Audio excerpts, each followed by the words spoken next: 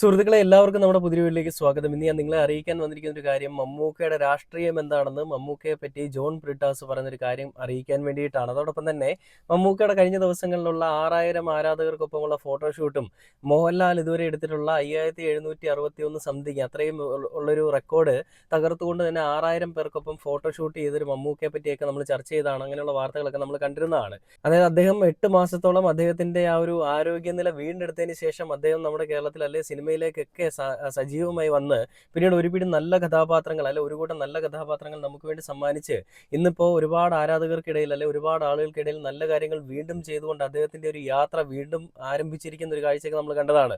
അപ്പോൾ മമ്മൂക്കയുടെ രാഷ്ട്രീയത്തിനെ പറ്റി കുറ്റം പറയുന്ന ഒരു കൂട്ടം ആളുകൾ ഉണ്ടായിരുന്നു.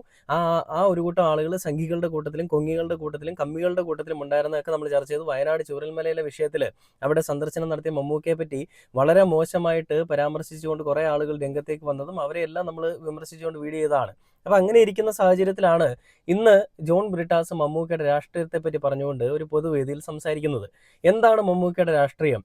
മമ്മൂക്ക കമ്മികളുടെ അടിമയാണോ? മമ്മൂക്കിന് കൊങ്ങികളുടെ അടിമയാണോ? മമ്മൂക്കിന് സംഘികളുടെ അടിമയാണോ? എന്തുകൊണ്ട് മമ്മൂക്ക ഇതൊന്നുമല്ല? അല്ലെങ്കിൽ എന്തുകൊണ്ട് മമ്മൂക്കയുടെ രാഷ്ട്രീയത്തിനെതിരെ പല ആളുകളും സംസാരിക്കുന്നു?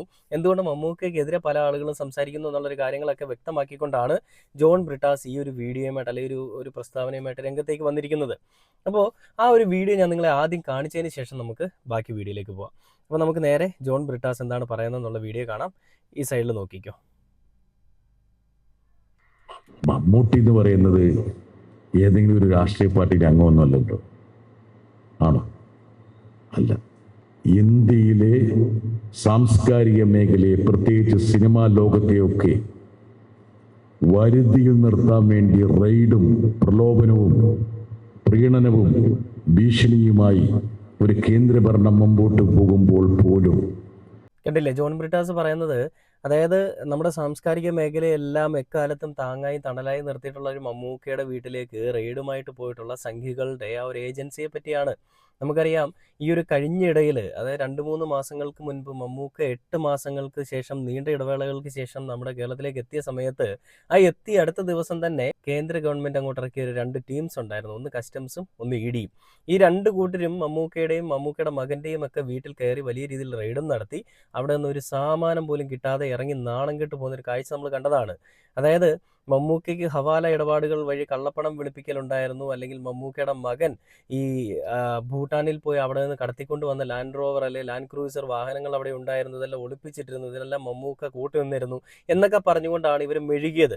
ഇന്നിപ്പോൾ ആ കേസ് എവിടെയാണ് നിൽക്കുന്നത് നിങ്ങളൊന്ന് ആലോചിച്ച് നോക്കണം കേട്ടോ. ആ കേസൊന്നും ഇന്ന് എങ്ങും നിൽക്കുന്നില്ല. കസ്റ്റംസ് കണ്ടുപിടിച്ചിട്ടുള്ള മണ്ടത്തരമുള്ള കേസുകളിൽ ഒരു കേസ് മാത്രമായിട്ട് ഇത് അവശേഷിച്ച് പോയി. 5000 കേസ് കണ്ടുപിടിച്ചെടുത്ത് 30 കേസുകൾ മാത്രമാണ് എന്തെങ്കിലും രീതിയിൽ ആക്ഷൻ എടുക്കാൻ പറ്റുന്നതും എന്തെങ്കിലും രീതിയിൽ ഒരു വാല്യൂ ഉള്ളതുമെന്ന് നമ്മൾ വാർത്തകളിലൊക്കെ കണ്ടതാണല്ലേ.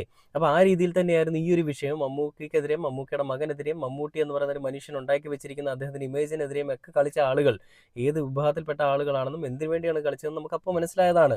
ആ കാര്യങ്ങളെ പറ്റിയൊക്കെ ബ്രിട്ടാസ് എടുത്തു പറയുന്നുണ്ട്. ഏതാണ് മമ്മൂക്കയുടെ രാഷ്ട്രീയം, എന്താണ് മമ്മൂക്കയുടെ രാഷ്ട്രീയം എന്ന് ചോദിക്കുമ്പോൾ പറയുന്ന മറുപടിയാണിത്. ബാക്കിയായിട്ട് നോക്കാം.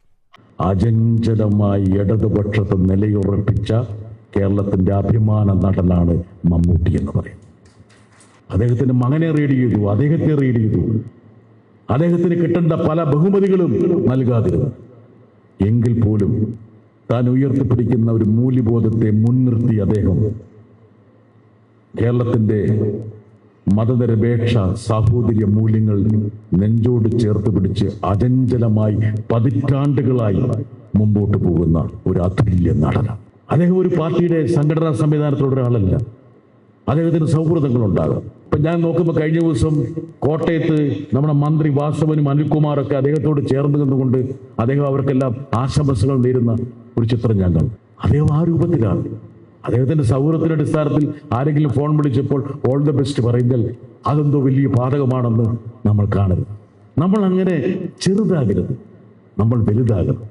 ആ മഹാനടൻ കേരള സമൂഹത്തിന് നൽകിയിട്ടുള്ള സംഭാവനകളെ നമ്മൾ ചേർത്ത് നിർത്തണം. അത് റഫീഖ് തന്നെ പറഞ്ഞില്ലേ, എന്താ മമ്മൂക്ക സത്യം പറഞ്ഞാൽ അദ്ദേഹം ചെന്നൈയിൽ ഇവിടെ വിശ്രമത്തിന് പോയപ്പോഴാണ് നമ്മുടെ ഈ ടൗൺഷിപ്പ് വിസിറ്റ് ചെയ്യാൻ വേണ്ടി അദ്ദേഹം ആഗ്രഹിച്ചത്.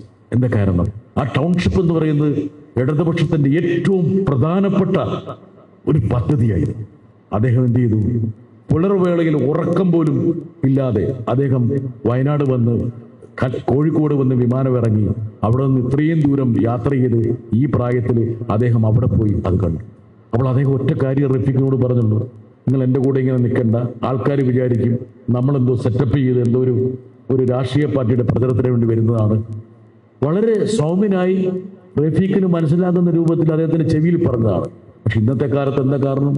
ഇന്നത്തെ കാലത്ത് നമ്മളറിയാതെ നമ്മുടെ പോക്കറ്റില്ല മറ്റുള്ളവന്റെ മൈക്ക് കിടക്കണേ. മാഷ ശ്രദ്ധിച്ചോണം കേട്ടാ, നമ്മൾ വിചാരിക്കും നമ്മളെ മാത്രമേ ഉള്ളത്.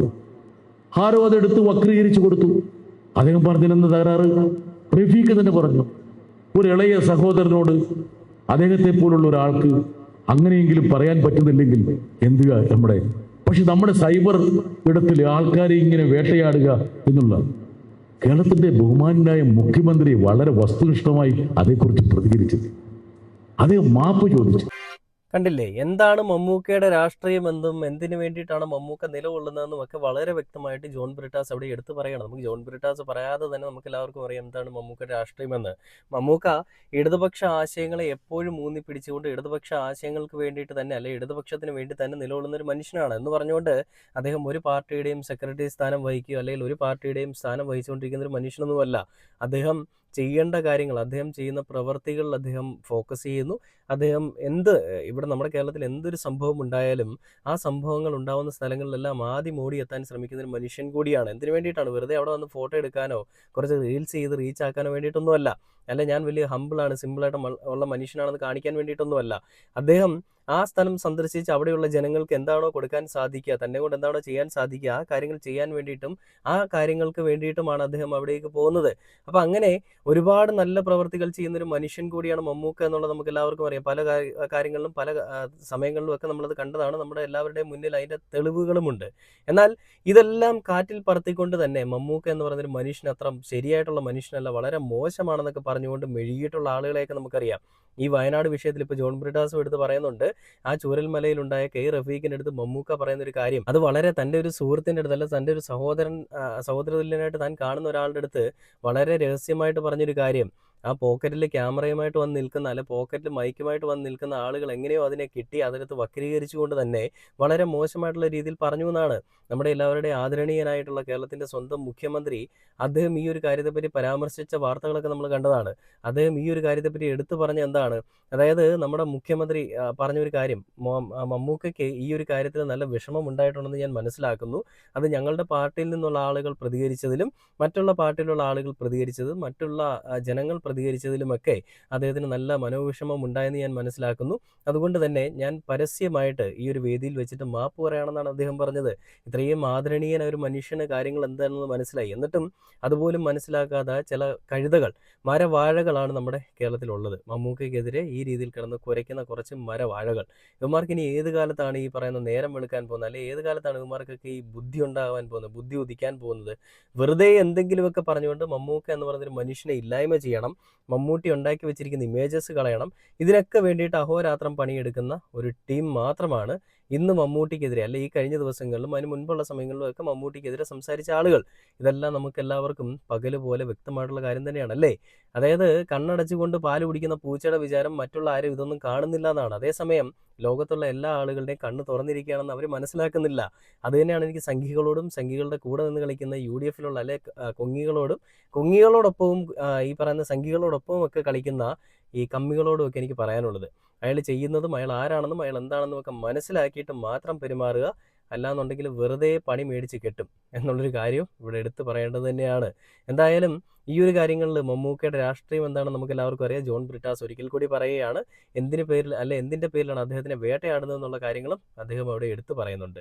എന്ത് തന്നെയാണെങ്കിലും എത്രയൊക്കെ ആണെന്നുണ്ടെങ്കിലും അദ്ദേഹത്തിന് കിട്ടുന്ന സ്വീകാര്യതയും അദ്ദേഹത്തിനോടുള്ള കേരളത്തിൽ ജനങ്ങളുടെ സ്നേഹവും ലാളിത്യവും കരുണയും എല്ലാം എന്നും എക്കാലത്തും ഉണ്ടാവും. അദ്ദേഹത്തിന് തിരിച്ചും അതേപോലെ തന്നെയാണ്, അതും എക്കാലത്തും ഒരേപോലെ ഉണ്ടാവുമെന്ന് പ്രത്യേകിച്ച് പറഞ്ഞുകൊണ്ട് ഈ ഒരു വീഡിയോ അവസാനിക്കുകയാണ്. പുതിയൊരു വീഡിയോ ആയിട്ട് അടുത്ത ദിവസം കാണുന്നവരെ ഓക്കെ.